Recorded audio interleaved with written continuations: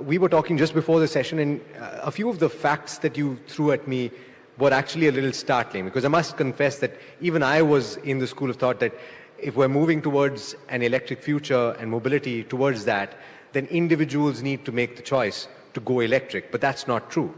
What are the numbers that support that? Sure, thanks for that question, Alex. And I think just before I get to the numbers, why are we trying to be electric and why are we going to clean mobility or zero emission mobility? And that is because, one, we want to delever from the tyranny of the hydrocarbon molecule, not to have to import fuel. And two, we want our children to have better quality air in the cities, right? And it's the emissions from diesel and petrol that are impacting the AQI. How do you do that? How do we achieve that in India? The fastest, right? There's 360 million vehicles registered in India on the roads today. 82% of those are 2- and 3-wheeled vehicles. 12% of those are trucks and buses. Only the balance, 6 to 8%, are cars. And therefore, the conversation, as you just started, around cars, personal mobility, is a fallacy.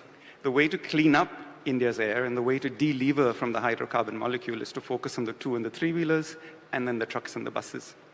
Already, an overwhelming majority of 3-wheelers being sold in India are electric. First year in history, 2025, there are more electric 3-wheelers than ICE 3-wheelers being sold.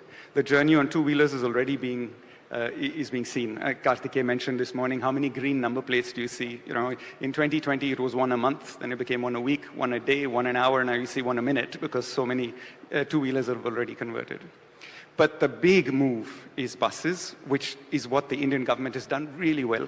The next tender coming out for 15,000 buses for 1 year, right? If you look at Australia, it's 150 buses. 15,000 buses are going to be converted from ICE to electric. And then finally, it'll be the trucks, starting with intracity and then intercity. So the 360 million vehicles, let's focus on where the real big bang is going to be, and it's public transportation. Okay.